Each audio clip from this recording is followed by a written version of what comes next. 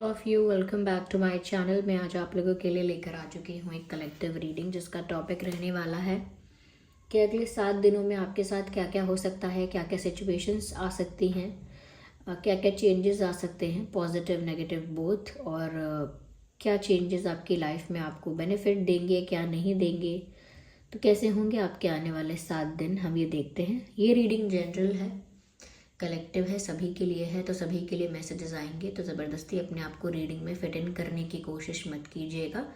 जितना आपके साथ रेजोनेट होता है उतना ही एक्सेप्ट कीजिएगा। ओके, ये रीडिंग जनरल है, टाइमलेस है, सभी ज़ोडिएक साइंस के लिए है। जब भी आप इस वीडियो को देख रहे हैं ये है आपके साथ तभी रेजोनेट करेगा। आइए चलिए देखते हैं कि आपके अगले 7 दिन कैसे होंगे। ओके, ओह क्या बात है, यहाँ कार्ड्स इतनी इजीली पॉप आउट होंगे मुझे नहीं पता था। ये कार्ड अनफोल्ड नहीं हुआ था, ये इसके साथ था, पर हम एक साथ 2-3 कार्ड्स नहीं, एक ही कार्ड कंसिडर करेंगे।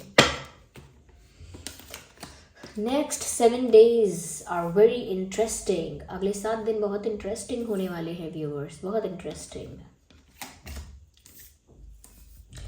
देखिए मुझे सबसे पहले जो चीज़ यहाँ दिख रही है, जो बताना चाहूँगी सबसे पहले वो ये है व्यूअर्स कि नेक्स्ट 7 days में आपकी लाइफ में ऐसा लगता है कोई ड्रास्टिक चेंज आने वाला है। You can see that card, कोई ड्रास्टिक, कोई बड़ा चेंज आने वाला है, जैसे कोई टावर मूवमेंट होता है टैरो डेक में।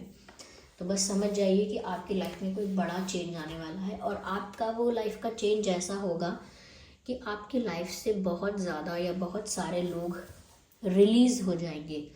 बहुत सारे नेगेटिव पैटर्न्स आपकी लाइफ से रिलीज़ हो जाएंगे। अगर कोई नेगेटिविटी ऐसी थी वो भी आपकी लाइफ से रिलीज़ हो जाएगी। जिस भी फॉर्म में आपकी लाइफ में नेगेटिविटी है या थी बहुत समय से, वो रिलीज़ होगी। अब वो चाहे कोई पर्सन हो, वो चाहे कोई आपकी आदत हो, या कोई ब्लैक मैजिक हो, या कोई आपके आसपास कोई फेक लोग हैं, या कोई ऐसी चीज़ें आपकी लाइफ में बनी हुई हैं बहुत समय से जो आपके लिए ही अच्छी नहीं है।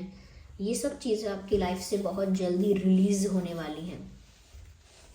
यस, क्योंकि यहाँ पर ऐसा लगता है कि आपकी लाइफ में ना अनस्टेबिलिटी आएगी, लेकिन ये अनस्टेबिलिटी आपके अच्छे के लिए आएगी।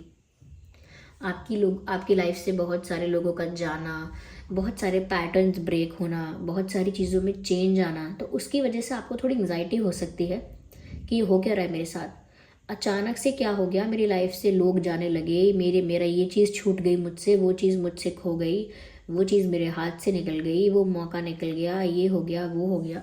तो अनस्टेबिलिटी फील होगी, लेकिन ये चेंज के पहले की अनस्टेबिलिटी है।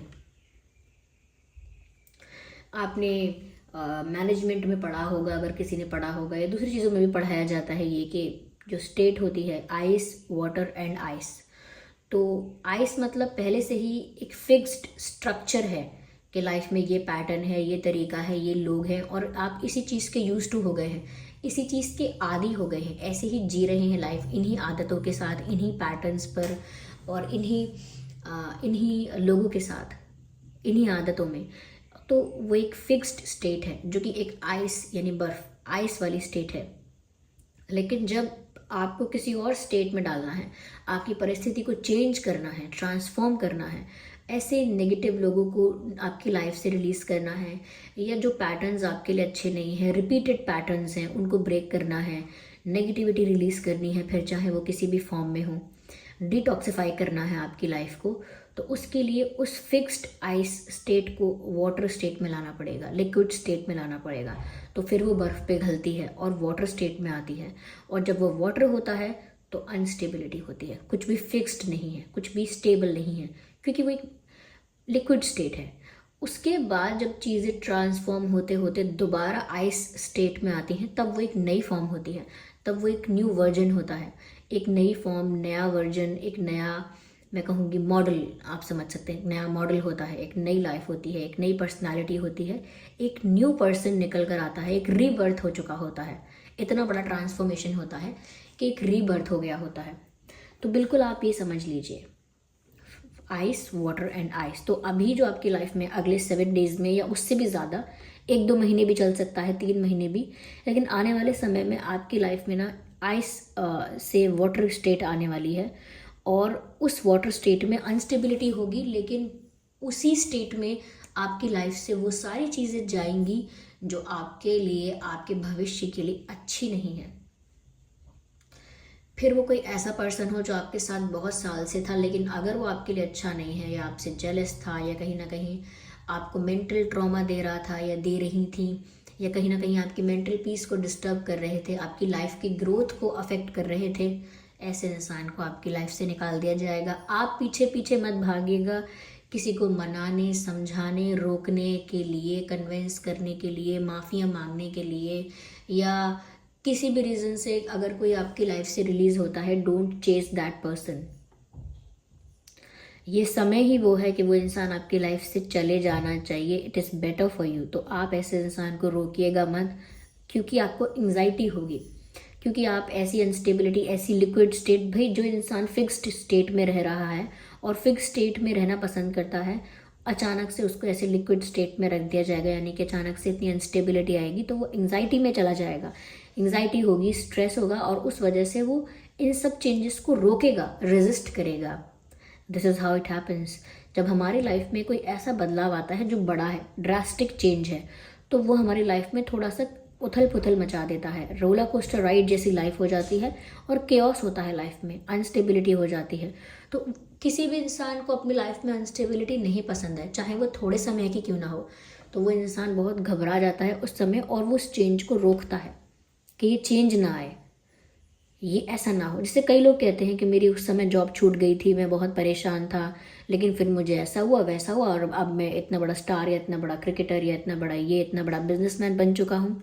फिर थैंक करते हैं वो उस सिचुएशन को कि अच्छा हुआ कि मेरे बॉस ने मुझे निकाल दिया, अच्छा हुआ जो मेरी जॉब मेरी गलती से छूट गई, अच्छा हुआ मैंने वो जॉब कितना भी वापस पाने की कोशिश की, मुझे नहीं मिली, क्योंकि अगर मैं उस जॉब में लगा रहता तो आज मैं ये ना बन पाता। तो उस समय उस इंसान ने उस चेंज को रेजिस्ट किया कि ये चेंज मेरी लाइफ में ना आए, ये क्यों हो रहा है, मेरी एक स्टेबल जॉब है, एक लाइफ है, ऑलरेडी अच्छी खासी मुझे सैलरी मिल रही है, मेरी लाइफ में ये हो क्या गया, ये क्यों छूट गई जॉब, क्यों मुझे निकाल दिया गया अचानक से, क्यों रिक्रूटमेंट में मुझे हटा दिया गया। तो ऐसा, तो कहीं ना कहीं वो इंसान घबराएगा, उस समय एंग्जाइटी में आएगा, लोगों को बोलेगा मेरी हेल्प करो, मेरी जॉब वापस दिलवाओ, या फिर मुझे कहीं पर दूसरी जगह जॉब दिलवाओ जल्द से जल्द। घबराएगा, वो नहीं समझ पाएगा कि मेरे साथ हुआ कि, वो सोचेगा कि मेरी लाइफ इतने अच्छे फॉर्म में थी, भगवान ने क्या किया मेरे साथ, क्योंकि वो भविष्य नहीं देख सकता, क्योंकि उसको नहीं पता कि डिवाइन का प्लान क्या है। तो आप इस चेंज को बाकियों की तरह रेजिस्ट ना करें, इसीलिए ये वीडियो आप तक पहुंच चुका है पहले ही, कि आपकी लाइफ में अनस्टेबिलिटी आएगी। ये व्यूअर्स, ये छोटे लेवल पर भी हो सकती है, बड़े लेवल पर भी हो सकती है। आप सच में किसी को खो सकते हैं, किसी अच्छी चीज़ को, लेकिन क्योंकि उससे बेटर कुछ आपको मिलने वाला है, ये बात आप मतलब गारंटीड मान लीजिए। कोई भी ये चेंज, इतना ड्रास्टिक चेंज कोई यूं ही नहीं आता, इसका बड़ा रीज़न होता है। तो इसके लिए प्रिपेयर रहिएगा। जो जाता है जाने दीजिए, जो होता है होने दीजिए। ओपन आर्म्स के साथ, खुली बाहों के साथ इस बदलाव का, इस परिवर्तन का स्वागत कीजिए, क्योंकि ये आपकी लाइफ में बहुत सारी खुशियाँ लेकर आएगा। दूसरों की लाइफ में भी लेकर आता है, लेकिन वो थोड़े समय का जो पीरियड होता है, वो जो थोड़े समय का जो टाइम होता है, जहाँ पे वो बहुत ज़्यादा पेन में होते हैं, एंग्जाइटी में होते हैं, टेंशन में होते हैं, वो आपको फेस नहीं करना पड़ेगा। क्योंकि वो लोग इसीलिए फेस करते हैं क्योंकि लोग चेंज को रेजिस्ट करते हैं कि ये बदलाव ना आए, ये इंसान मेरे को छोड़ के क्यों जा रहा है, इसको मैं कैसे भी रोकूं, कैसे भी समझाऊं, कैसे मनाऊं, कैसे भी करके वापस ले आऊं। तो उसमें हम लग जाते हैं, और उस वजह से घबराते हैं, परेशान होते हैं, रोते भी हैं, लेकिन नहीं समझ पाते हैं। वो इंसान तो फिर भी हमें छोड़ के जाता है, और हम दुख में रहते हैं। क्यों? क्योंकि वो इंसान जा रहा है, ये एक चेंज है, वो जाने वाला है, ये एक चेंज है। इस चेंज को हम एक्सेप्ट नहीं करते हैं, रेजिस्ट करते हैं, इसीलिए वो थोड़े समय का पेन होता है। फिर बाद में कहीं समझ में आता है कि ओके, हमारे साथ अच्छा होने वाला था, इसीलिए ये सब हुआ, मुझे इससे बेटर कोई अच्छा इंसान जो मुझे बहुत प्यार करे, रिस्पेक्ट करे, मिलने वाला था, इसीलिए ये मेरी लाइफ से गया, और इसीलिए मेरे लाख मनाने पर भी ये नहीं माना। तो हर चीज़ का एक रीज़न है। आप चेंज को रेजिस्ट मत कीजिएगा, ये आपके लिए गाइडेंस है, क्योंकि आपके लाइफ में अनस्टेबिलिटी तो आएगी, लेकिन चेंज भी उतना ही अच्छा आ रहा है। मुझे यहाँ पर ऐसा लगता है ज़्यादा से ज़्यादा आपको अगले 7 डेज़ के लिए स्पेशली शांत रहने की ज़रूरत है। कम से कम बात करने की कोशिश कीजिए, कम से कम लोगों से बात कीजिए, यानी मिनिमम लोग होने चाहिए, गिनती पर आप गिन लें थोड़े से ही लोग, थोड़े से, कि जिनसे आप बात करें, ज़्यादा भी क्या, जिनसे आप इंटरेक्ट कर पाएँ, ज़्यादा बाहर के लोगों से, ज़्यादा दूसरे लोगों से, ज़्यादा आउटसाइडर्स से, या ज़्यादा किसी से बात ना करें। क्योंकि डेफिनेटली कोई बात आप शेयर करेंगे, कोई बात आप ऐसी बोल देंगे, कोई बात आपको दूसरा बोल देगा, ऐसी प्रॉब्लम्स क्रिएट हो सकती हैं। कम बात करनी है आपको, चुप रहना है ज़्यादा। अगर कोई आपसे कुछ कह रहा है, कोई बातें बता रहा है अपनी, कोई गॉसिप दे रहा है आपको, चुपचाप सुन लीजिए, अपनी तरफ से गॉसिप ऐड मत कीजिए, ठीक है। कई सिचुएशंस ऐसी होती है ना कि अब वहाँ पर हैं, हम क्या करें, भाग कर थोड़ी चले जाएंगे कहीं। कोई बातें कर रहा है हमसे तो हमें बैठना पड़ेगा वहाँ, ऑफ कोर्स, लेकिन आप उसमें ऐड ऑन मत कीजिए, 4 बातें ना लगाइए मत, मिलाइए मत, चुपचाप रिस्पॉन्स दीजिए, बस चुपचाप शांति वाला रिस्पॉन्स, सर हिलाने वाला, नॉड करने वाला रिस्पॉन्स, बस ऐसे ही। हाँ, ऐसा रिस्पॉन्स, बोलिए मत ज़्यादा, डोंट टॉक अलॉट, ठीक है। तो चुप रहना है और वो आपके फेवर में रहेगा, वो आपको बाद में मालूम पड़ जाएगा, पता चल जाएगा कि क्यों चुप रहना मेरे फेवर में था। इसीलिए ये 7 डेज़ रीडिंग्स आती हैं, या और भी लोग करते हैं ऐसी रीडिंग्स के नेक्स्ट 10 डेज़ वगैरह, ताकि आप प्रिपेयर रहें, मेंटली प्रिपेयर रहें। और यहाँ पर बोला जा रहा है शांत रहें। हो सकता है कोई चेंज आपको ऐसा देखने को मिले जो थोड़ा सा शॉकिंग है, थोड़ा सा अनस्टेबल है, तो बोलेंगे आप, झगड़ा भी कर सकते हैं, रोना, चीखना, चिल्लाना, ये सब चीज़ें रिएक्शन के रूप में आ सकती हैं। इसीलिए पहले से डिवाइन आपको बोल रहे हैं, keep your mouth shut, let me do what I am trying to do. जो मैं कर रहा हूँ मुझे करने दो, अपना मुंह बंद रखो थोड़ी देर के लिए, वैसा। यहाँ पर ऐसा भी लग रहा है व्यूवर्स, आपके पास जो भी रिसोर्सेज हैं, जो भी एसेट्स हैं, ऑफ कोर्स आप किसी को हेल्प करना चाहते हैं, डोनेट करना चाहते हैं, चैरिटी करना चाहते हैं। इन सब चीज़ों के लिए ऑफ कोर्स आपको कभी 2 बार सोचने की ज़रूरत नहीं है। देखिए, कोई भी काम ऐसा नहीं है जो दान से पहले करना चाहिए। दान सबसे अच्छा काम है। दान देने का मौका मिले तो कभी भी चूक नहीं सकते, चूकना भी नहीं चाहिए। तो आप चैरिटी करना चाहते हैं, किसी को हेल्प करना चाहते हैं, करिए, लेकिन लेकिन लेकिन किसी ऐसे पर्सन को अगर आप कुछ देने वाले हैं जो आप हेल्प नहीं कर रहे हैं, बल्कि आप सोचते हैं कि मुझे लौट आएगा या यहाँ से चीज़ लौट कर आएगी, रिटर्न में मिलेगी, वो एक्सपेक्टेशन मत रखिएगा।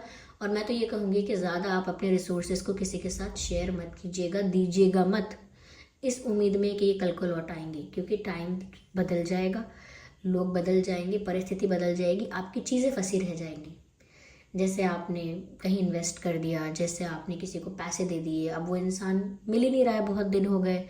या ऐसा हो सकता है किसी को आपने किसी को कोई चीज़ थोड़े दिन के लिए दी, फिर वो मिली ही नहीं आपको। तो मैं बस इतना कह रही हूँ यहाँ पर, ऐसा नहीं किसी की हेल्प नहीं करनी, हेल्प करनी है, लेकिन अगर आप इस तरह की हेल्प कर सकते हैं कि कल को ये चीज़ लौट कर मुझे वापस ना मिले तो मुझे बुरा नहीं लगेगा, it's all fine, it's all cool, तो करिए, ऐसी हेल्प करिए। लेकिन अगर आपको चाहिए कि ये पैसे मुझे लौट आएगा, ये सामान मुझसे ले गया है, ये कल को वापस देने आएगा, फिर वहाँ वो सामान बिगड़ जाएगा, खो जाएगा, वो इंसान नहीं लौट आएगा, दिक्कतें होंगी, तो उसकी वजह से आप फिर स्ट्रेस में आएंगे। तो इसीलिए उतना ही शेयर कीजिएगा, किसी को उतना ही दीजिएगा जितना अगर वो वापस ना लौटा पाए तो आपको तकलीफ ना हो। अगर आप किसी को बहुत सारे पैसे दे रहे हैं और अगर वो लौटा नहीं पाएगा तो आपको टेंशन होगी, तो इतने मत दीजिए, कम दीजिए। ओके, कल को आपको ऐसा लगेगा कि ठीक है, नहीं लौटाए तो इतना ज़्यादा भी नुकसान नहीं हुआ है मेरा, आई कैन मैनेज, इतना लॉस तो मैं मैनेज कर सकता हूँ, तो उतना ही दीजिएगा। और रही बात डोनेट करने की, किसी को ऐसी चीज़ें देने की जहाँ पर रिटर्न में आपको कुछ नहीं चाहिए, बस आप हेल्प कर रहे हैं, तो वो फिर आप कितना भी कर सकते हैं जितना चाहे कर सकते हैं ठीक है, क्योंकि हर सब सेवा लोगों की करना, हरि की सेवा करना है, तो इसमें कोई वो नहीं, इसमें कोई रिस्ट्रिक्शन नहीं। लेकिन हाँ, जहाँ पर वापस आने की उम्मीद है वहाँ पर आप संभल कर चलिएगा उसमें आपको अवेयर कर रहे हैं बस, ठीक है। यहाँ पर ऐसे समय में, आने वाले समय में, हेल्थ इशू हो, फाइनेंशियल कोई चीज़ हो, कुछ भी हो लव लाइफ में, बहुत आपका फेथ होना चाहिए, जिस पर भी आपका फेथ है। ओके, जिस पर भी आपका फेथ है, जिस भी देवी देवता पर, जिस भी भगवान पर, जिस भी एनर्जी पर, जिस भी फॉर्म पर आपका विश्वास है, अटल अमर अमर विश्वास होना चाहिए। अटल अमर क्या, बिल्कुल ऐसा स्ट्रॉन्ग फेथ होना चाहिए कि कितनी भी अनस्टेबिलिटी आ जाए, मुझे पता है कि वो मेरी लाइफ में कभी गलत होने ही नहीं देंगे। ये सब कुछ हो रहा है, इसका कोई रीज़न होगा, कोई रीज़न होगा। तो ऐसा, तो जिस पर भी आपका फेथ होना चाहिए वो 100% होना चाहिए, अदरवाइज़ वो फेथ नहीं है। आपका फेथ इस समय आपके मेंटल पीस को प्रोटेक्ट करके रखेगा, मेंटेन करके रखेगा। कई लोग ऐसे होते हैं जिनका फेथ नहीं है कहीं पर, और वो खुद भी स्पिरिचुअली बिल्कुल भी ग्रो नहीं किया उन्होंने, और जब उनकी लाइफ में अनस्टेबिलिटी आती है, कि आती सबकी लाइफ में है चेंजेस, और जब उनकी लाइफ में आता है ऐसा चेंज, तो वो डाइजेस्ट नहीं कर पाते, उस चेंज को रजिस्टर नहीं कर पाते, और बीमार भी पड़ते हैं। बीपी लो होता है, हाई होता है, घबराहट होती है, मैं इस चीज़ पर नहीं हंस रही हूँ कि बड़ी मजाक की बात है, इस चीज़ पर हंस रही हूँ कि पहले तो वो इतने इंटेलिजेंट होते हैं कि वो किसी चीज़ पर फेथ नहीं रखते अपना, और जब ऐसी समस्याएं आती हैं तो उनके पास कोई नहीं होता जिस पर वो सब कुछ सरेंडर कर सके, जैसे आप लोग कर सकते हैं। सब कुछ सरेंडर करिएगा जिस पर भी आपका विश्वास है, ठीक है। तो ऐसे समय में आपका फेथ आपको बचाएगा। दूसरों से उम्मीद ना करके सिर्फ परमात्मा पर, ईश्वर पर, या जिस फॉर्म पर आप विश्वास करते हैं उन पर आप उम्मीद रखिएगा, उन पर ही विश्वास रखिएगा। और ऐसा मत सोचिएगा कि वो तो परमात्मा है, अभी आसपास के लोगों से मदद मांगनी चाहिए मुझे, नहीं। आपको परमात्मा जितने भी दूर दिखते हैं और आसपास के लोग जितने भी पास दिखते हैं, एक्चुअली इसका उल्टा है, ठीक है। रियलिटी इसके उल्टी है, इसके पलट है, कि जो लोग आपको आसपास दिख रहे हैं वही सबसे दूर हैं, और जो आपको सबसे दूर दिख रहा है वही आपके सबसे निकट है। तो हेल्प मांगनी है या अपना दुखड़ा रोना है, तो आपको किसके आगे रोना है ये आप समझ गए, ठीक है। तो ये थी रीडिंग। आई होप ये रीडिंग आपके लिए हेल्पफुल और रिलेटेबल रही है। और अगर इस रीडिंग ने आपको थोड़ा भी गाइड किया है तो वीडियो को लाइक करें, कमेंट करके ज़रूर बताएं कि ये रीडिंग कितने % आपके सिचुएशन से रेजोनेट करती है। अगर आप नए हैं ड्रीम टैरो चैनल पर, सब्सक्राइब ज़रूर करें, बेल आइकन को ज़रूर प्रेस करें। चलिए फिर मिलते हैं अगली रीडिंग में, तब तक के लिए bye bye family, bye bye angels, love you all, take care, bye bye.